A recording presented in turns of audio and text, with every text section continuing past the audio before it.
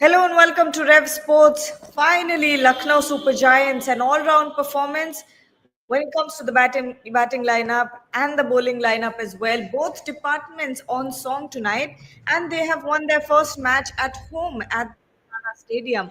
Bharat, when you look back on this match, of course, you've got some brilliant performances from Mumbai Indians as well. You've got some good cameos, Hardik Pandya, a fifer, and then a couple of batters as well. But LSG dominated in all departments.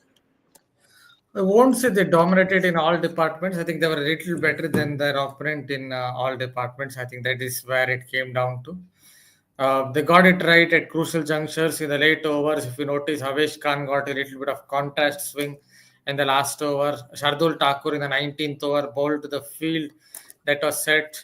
So, yeah, and Digvej Satya, I think, was very, very good. He has a bright future ahead of him.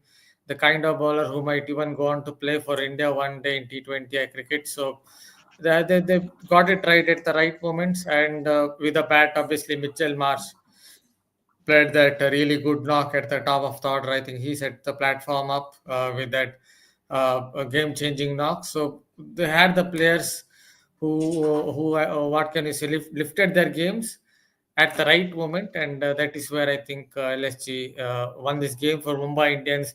Tilak Varma's knock didn't really help them. I guess how much score 25-23 retired out. I think that was one knock that really went against Mumbai Indians because there were some other fine knocks like Surya Kumar Yadav 47, 67, Hardik Pandya played a decent knock, Namandir as well. But I guess Tilak Varma's 25-23 really went against Mumbai Indians there.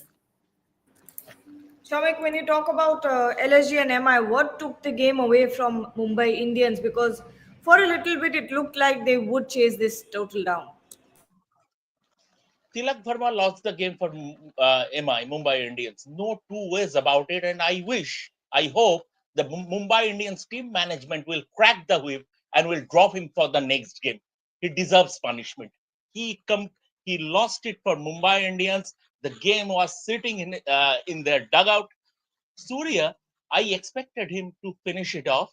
And obviously, 9 times out of 10, he would have finished it off. And that shot he got out at the deep backward square.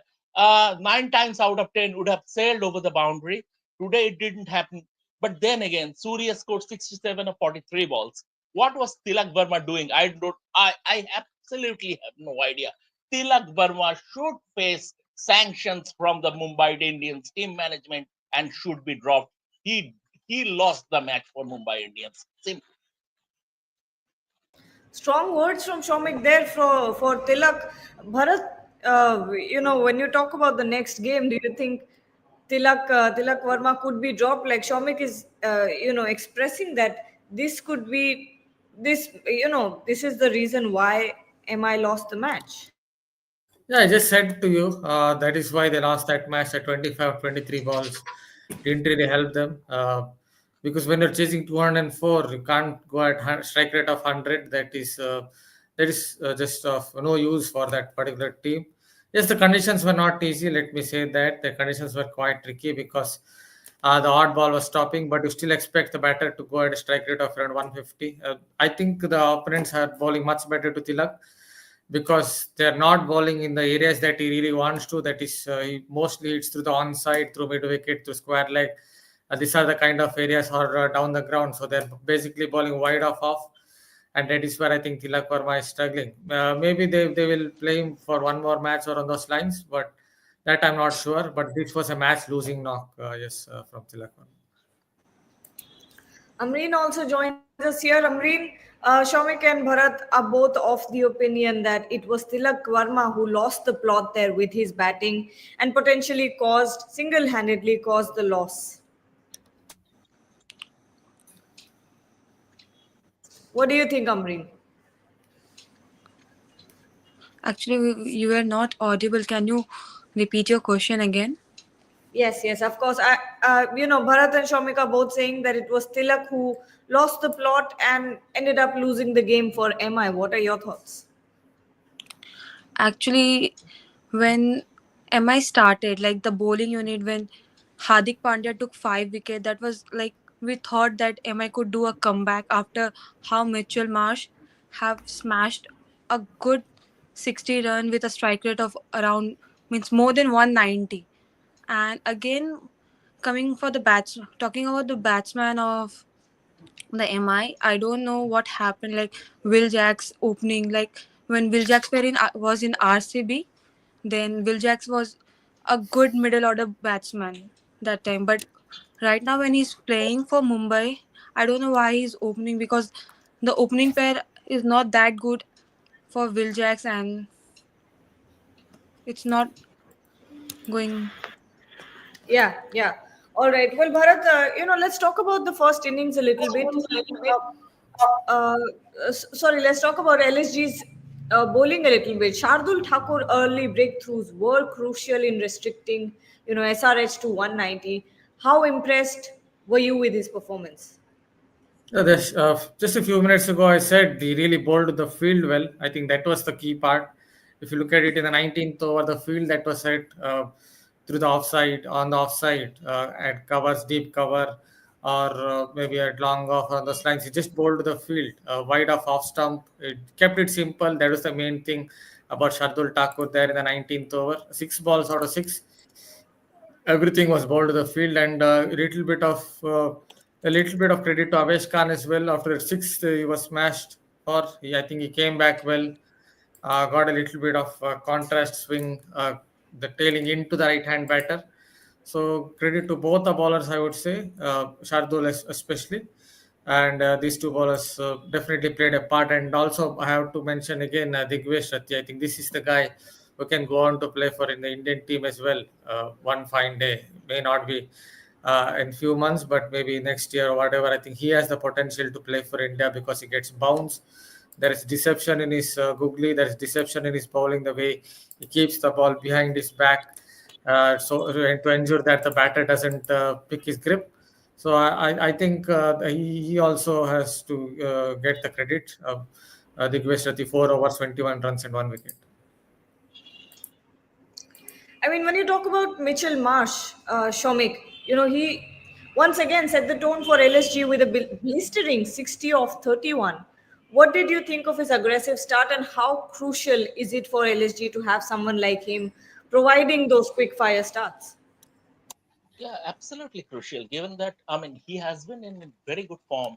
He is not bowling in this tournament, in this edition of the IPL. He is batting opening the innings, and he has been in very, very good form.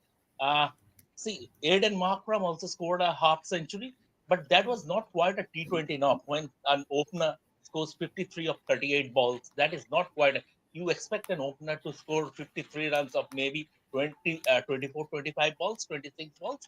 So 38 balls, about 10, 12 balls too many. It was not quite a T20 knock. So from that point of view, he more than compensated. Mitchell Marsh more than compensated Aiden Markram and set the tone. And then you have to give credit to David Miller also for such a strong finish at the death.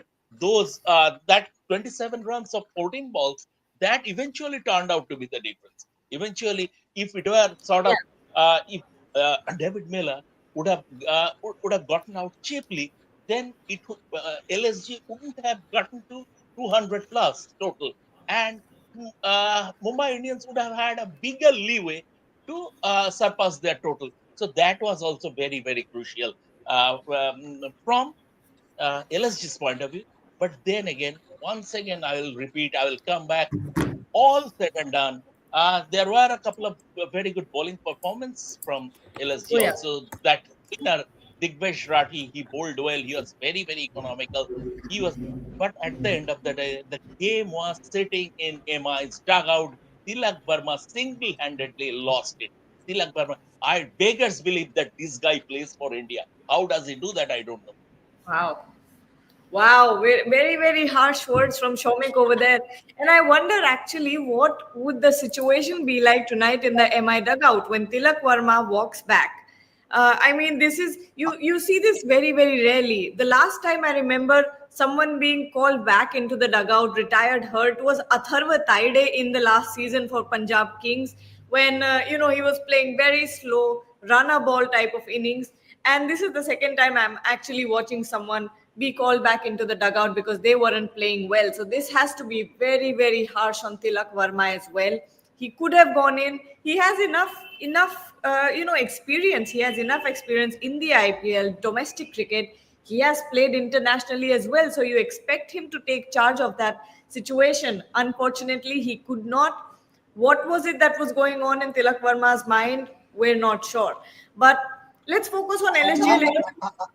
And Yeah. one more thing, Gargi, I expect the uh, the MI leadership group, Hardik Pandya, Rohit Sharma, Yeah. Surya Kumar Yadav, to intercept Tilak Verma at the dressing room and ask him, mate, what was you thinking? What were you thinking? What were Yeah. you thinking? What was your plan? It that knock. I mean, he dropped a stinker. He stunk the place out and I mean, absolutely clueless sort of knock. And one, he lost the game for him. Tilak Varma also was dropped, if you remember, while he was batting. I think Ravi Bishnoi was bowling and Tilak Varma was dropped. So he got a lifeline there and he failed to make capitalize on any opportunity that he received. But Bharat, when we look at the LSG batting lineup now, it looks like it's finally clicking. Yes, we don't have a Rishabh Pant performing yet. We're going to talk about that later. But when we look at this opening pair that we wanted, that LSG would have wanted to click for so long, Aiden Markram anchoring the innings, a steady 53 of 38, and also Mitchell Marsh on the other end, setting the tone with a blistering knock. So when you talk about this opening pair, what are your thoughts? Yeah, but before that, I'll just add a point. You talked about Tilak Verma being dropped. I go back to the 1979 World Cup final. Jeffrey Boycott was dropped by Clive Lloyd. There's a feeling that Clive Lloyd deliberately dropped Jeffrey Boycott so that he could bat for longer and we could stonewall the innings and England would lose while chasing that target of 290 or whatever. So I'm not saying Tilak Verma was deliberately dropped, but just adding a funny point about it.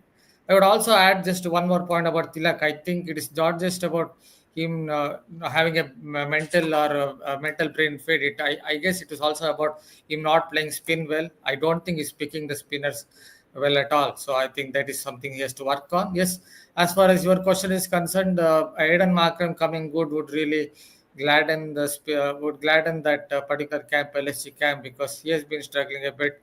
So him scoring that 50 would gladden the hearts of the LSG camp. But they still kind of depend on Mitchell Marsh and Nicholas Puran. One of them has to go, I guess, all guns blazing. That is when LSG are at their best. But Aiden Markram's 50 would definitely lift the sagging spirits of the LSG camp, and that is good for them. Yeah. Shomik, I believe you have to leave now. No, no, You've got to. I can continue for a while. I can Okay, continue. okay, all right. All right. Well, Shomik and Naman Suri also joined us in the show. The question that I want to ask you here is LSG's middle order is now looking like a problem. With Rishabh Pant not performing, yes, you have a Nicholas Puran who performs consistently, but in the matches where he does not, and the top order also collapses, what happens to the LSG lineup? Shomik? See, the thing is that Rishabh Pant's form, I mean, now it is becoming a bigger concern. Um, Obviously, he came to this tournament short of game time, a bit undercooked. Have not, I mean, having not played at the top level after the Australia series, but still now it is third or fourth game into the season. Once again, it was a wrong batting order, number four. He should open. One, we have been reiterating it time and again. He should open when the field is not spread out. That's his best chance. But one thing is for sure, his captaincy today, his field placements were excellent. If we leave aside his batting, he didn't allow his poor form or his dismissal to affect his captaincy. His field placements were top class. So from that point of view, he scored some points there captaincy wise. But what LSG need is Rishabh Pant, the batsman. and you will get the Rishabh Pant, the batsman, the way we know him, only if he bats at the top, if he opens the innings. I think he needs to. He is the captain. It's his call. I needs to. He needs to give it a serious thought, and I hope he will. Naman, your thoughts on the same? Because I want to go back to the Tilak Varma point. A lot of people in our comment section are talking about it. But Pant, at this point, is it a worry? Of course, LSG will be, will be worrying about this call because they spent a lot of money on roping in Rishabh Pant as the captain, as the wicket keeper, and he's not performing with the bat, which is the biggest strength that Rishabh Pant brings to the table. Definitely, it's a concern that LSG will be looking upon that Rishabh Pant as a batter is not performing because him performing with the bat will be a very big push for them given how Puran and Marsh has been going around. And with Markram also finding his footing, I think Pant getting back into his best will just push the middle order further more and I mean strengthen it. However, it's too early to call that Rishabh Pant is not in the best of. I think a lot of psychological factors are coming into play for him to not able to perform with the bat. He has been today's game is justifies how well he has captained the side. So that means he is in the game. It's just that it's a moment of time that he might get back to his best with the bat. It's just the confidence. I think today. He was his timing was a bit off as Hardik bowled a very slow uh, cutter to him and he just edged it to mid on. I mean mid off. So I think it's just about confidence. Him playing as a captain has paid off. I think the I mean Rishabh Pant as a batter might be a bit of concern, but I think it's too early to call that and. Provided the way he has been captaining, I think he'll get the confidence. While Shamik sir has already put it with the, I mean, effectively that uh, he needs time. He needs to open the innings the way so that he can it, justify his abilities, and that way he will gain the confidence that he needs to get going. And I think that will solve a lot of problems for them. Oh yeah, Bharat, Suman Avasti is actually suggesting something about Rishabh Pant. Pant should play as impact player, wicket keeper, uh, impact player, wicket keeper. How will that work? And captain LSG could get a new batter. Oh, okay. He's saying that Rishabh Pant should wicket keep as the impact player and get him out while batting. Wow, Bharat, your thoughts? Yeah, That you is can deep. say, but it obviously won't happen. That's Very all in peculiar. hypothetical sense because unless you won't do that with a designated captain. So, yeah, Yeah, in hypothetical sense, yeah, I agree. But I think his best option is just to open the batting. See, I've noted it absolutely. before many times now, not just one or two times over the last 2 3 years. I've been telling I think Rishabh Pant is a little limited when it comes to T20 cricket. I'm just telling it straight. He's really limited when it comes to T20 cricket because bowlers can go very defensive against him, and that is when he kind of struggles a bit in terms of field placements, defensive field placements, and defensive bowling. So I think his best option is to just open the batting, especially on those decks in Lucknow where it's odd ball stops on the batter. There's a little bit of spongy bounce, and it's also quite a big ground, I have to say. So power play, I think, is the best option for him. I think Bharat brings up an important point, and Shomik, we have been talking about this since the past few matches, since the past couple of matches that LSG has played, and before that as well. I remember when we did the SWOT analysis, and we all talked about Rishabh Pant possibly opening the innings because that gives him enough time to, give that advantage to LSG in the power play. What are your thoughts? You're on mute.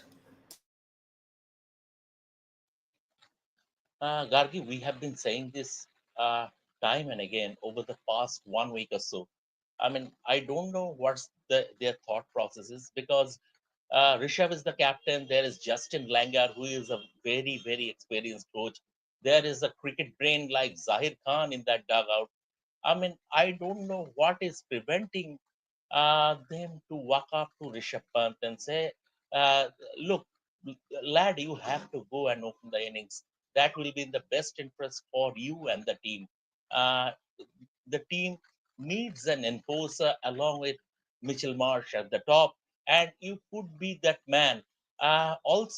Also providing that right-left combination, which can upset up the rhythm of the bowlers. So from that point of view, I don't know why this conversation hasn't happened yet, or if that has happened yet, and Rishabh is not confident enough to open the innings given his low, given his given his strings of given the strings of low scores he has been going through.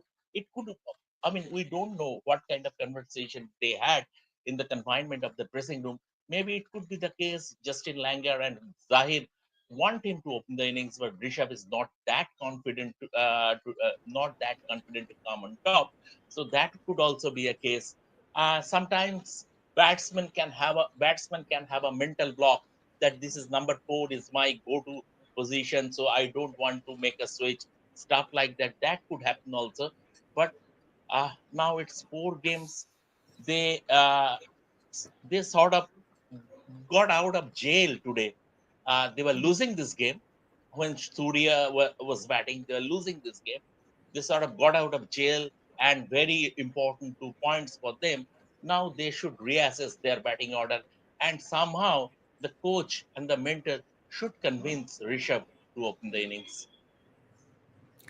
Naman, taking all points into consideration about what Shomik talking about Rishabh Pant, maybe there is a little bit of a block there. But what stops LSG from sending out a Rishabh Pant to bat at this point? What do you think is going on right now? I think I think it might be a call from Rishabh Pant himself that he would like to come down the order in the middle. Aiden Markram and uh, Mitchell Marsh.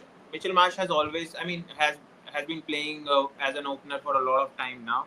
On the other hand, Aiden Markram has played as in the middle order as well, and he has proved himself there as well. So, I mean, it is a talk that Rishabh Pant needs to have with the management. It's something that they need to discuss and see if they can shift the batting order for either one game or a couple of games to see how they can unlock Rishabh Pant into going into his beast mode and helping the team. So it's something that they will be talking about. I believe that has been going around, and stats back Rishabh Pant to open the innings. So it's something they have already discussed, something that they are planning out. I think they might be concerned whether the lower middle order, if it fails, they need someone like Rishabh Pant to drag the innings.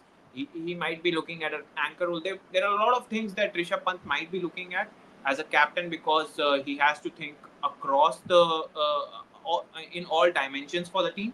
So there are things that he might be going through, but yeah, I mean there is an option that they can open him up. Bharat, let's also talk about the rest of the batting lineup. Below Rishabh Pant, there was also an Ayush Badoni and a David Miller who played very important cameos. Ayush Badoni, 30 of 19, David Miller, 27 of 14. They provided that much needed push towards the end. Yes, definitely, because in those conditions, it seemed like if LSG were kind of restricted to 180 and 85, which I wrote on Twitter, then they would go on to lose that game. That's what I had written. But instead, they went and scored that 203. I think it gave that little bit of buffer. It was never going to be easy. Let me tell it here that it was not a batting paradise.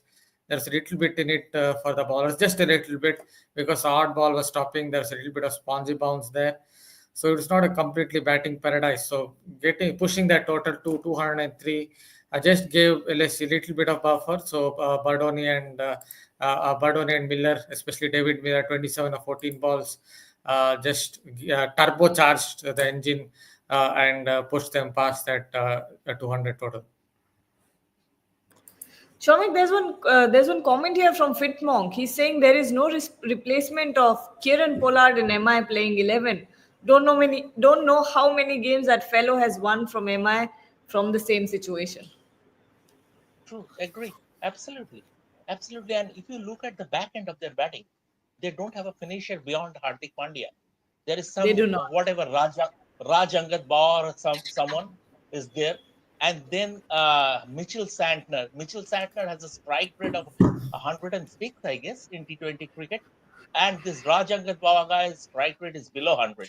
So they cannot be your finishers in T20 cricket. So even last year they had someone like Tim David who was their designated finisher. It didn't come up right. Okay, last year was very poor for MI, but they had someone for that role. Now, if you see their batting lineup, it is the back end of it is very powder puff, very powder puff batting lineup. The back end beyond Hardik Pandya, you don't see anyone who inspires confidence. If you have to get uh, sort of 30 runs of the final 2 overs or 35 runs of the final 2 overs. Beyond Hardik Pandya, you don't see anyone who can do that job. And Naman, Hardik Pandya tried his best at the very end. He was in that aggressive mindset, but he just could not, take Mumbai Indians over the finish line. And when you talk about his bowling performances as well, career best in T20s, 5 wickets. How incredible has Hardik Pandya been? But But unfortunately, all his effort goes into win. Yeah, I mean by the way, definitely all of Naman, yeah, just yeah. before you start, by the way, in that fifer, one wicket was basically Rohit Sharma's wicket, down firmly in check. But the way Rohit Sharma planned Nicholas Puran's dismissal, that was fantastic. That was the standout moment during LSG's innings. The way Rohit Sharma came onto the field during that strategic time out, and the way he planned that dismissal, that was fascinating. Yeah, I mean, like Shamik sir said, it was a fantastic wicket. To be fair, Puran has struggled a bit in the past with a short pitch delivery coming near his head height. I think that is something that they must have read and And they slower. yes, Rohit categorically told Hardik to bowl a slower, wide, a bit wideish, slower bouncer. Slower. yes. Yeah, I mean, they stuck to their strengths and strategies, and I think Hardik, as a captain, led today. I don't think the team was at the best. It was, I mean, they were able to get score as high. I mean, lose only by 12 runs. They did score with a bat. However, I mean, Tilak Varma struggling in the middle. That doesn't give you the confidence that someone of his quality wasn't able to finish the game despite Mumbai having so many wickets in hand. So that is something of a trouble for them. Hardik, although I mean, definitely gives you the confidence the way he performed today. That fifer, the best career figures for him in T20s. That last cameo, that at the fag end by David Miller, I think that cost him. Those couple of I think Hardik before getting him out got hit for some 10-12 runs, and I think that hurt them the most. And I mean, yeah, Hardik did try his best. And just to add to that point, for the on the last question, that they don't have a finisher like Pollard anymore. They did try Robin Mins, but given that the top order hasn't been performing that how they expect it to perform, I think the pressure came down on people like Robin Mins and Hardik Pandya. Hardik also struggled in the last few games, and today, even though he scored, he wasn't able to get going. And I will give that credit to Avesh Khan because of the perfect deliveries that he bowled, that low full tosses, not giving Hardik enough room to hit as freely as he would have liked. Final couple of questions to Bharat and Shomik. Bharat, Avesh Khan in the death. I think he was a key figure today, getting that wicket of Surya Kumar Yadav, and also he held his nerve in the final over very well. Yeah, two things he did well against Surya Kumar Yadav. If you notice, he was the feet of Surya Kumar Yadav because he was clearly shuffling across towards off. So, what should the bowler do? The bowler should watch the feet. Most likely with Surya Kumar, it's the left feet, left foot. I think that is what he should watch because he's shuffling across, shuffling across. So he bowled wider of off. From there, Surya Kumar had to fetch it, and he got out obviously. And then the last over, as I noted in the second or during the second or third question, that he got that little bit of tail in. Basically, he doesn't get reverse swing. That was basically contrast swing coming into the right hand batter. Even with the full toss, he was getting that little bit of tail in, low full toss. I think that is what acted as a buffer for that low full toss, because there's a hint of swing for him today with a wall ball. So yes, he held his nerve because he was hit for a six at the start of that over. A lot of other bowlers might have cracked under pressure, might have tried something else, might have tried a bouncer or on those lines and got smashed. So, but he backed his plan of going for the Yorkers, or if not getting the Yorker right or nailing the Yorker right, he hit the bat hard with that low full toss. So we backed his plan and executed it. So congrats to Avesh Khan. And also, as I noted, he showed a little bit of swing, a little bit of skill because he got the ball to swing a little bit in that final over. All right. Some questions here. One was about Hardik Pandya. Suman Avasti basically unhappy with the way that Hardik Pandya tried to chase it down. Shomit, do you agree with what Suman is saying? He's saying, I think many times Hardik tried to overhit the fast bowlers and lost his shape. He could have gone more smartly about the chase after getting 8 in 2 balls. See, the fact of the matter is that when your asking rate is something like 17 or 18, you'll try to hit the ball hard. It's not that easy. I mean, this game is not that easy. What else can you So, do? yeah, what else can you do? You have to throw the kitchen sink, right? And in that process, sometimes you might lose your shape.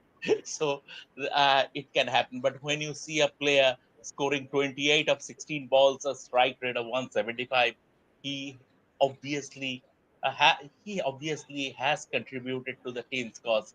But if I have to sign off, once again, I will come to Tilak Varma. Tilak Varma today let Mumbai Indians down, let Mumbai Indians fans down, and let himself down. If eventually MI lose out on a playoff place because of this defeat, Tilak Verma will be responsible. Wow. So I'll set a really, point to it. really, I'll set a like, point to it that what Suman Awasthi said. It is a good point actually from him in terms of trying to sometimes what happens with hard hitters, with hitters like Hardik Pandya is they try to muscle the ball too much, and that is when you tend to lose the shape on your shot. I think the best example for that is Liam Livingstone. If you notice, sometimes, many times actually, I should correct that. Many times Liam Livingstone tries to muscle the ball too much, and that is why he loses the shape. So Hardik Pandya also, I guess, on occasions was losing the shape today, but he was definitely not the reason why they lost. They lost it, I guess, because of Tilak Varma, and also maybe a couple of bowlers went for too many runs, 45, 50 runs. That cost them you the win match. as you win as a team, you lose as a team. I think that's the lesson we will get out of this match tonight. But thank you so much, Bharat, Naman, and Shomik for joining. Had a pleasure talking to you all. For now, we'll take your leave, and to everyone.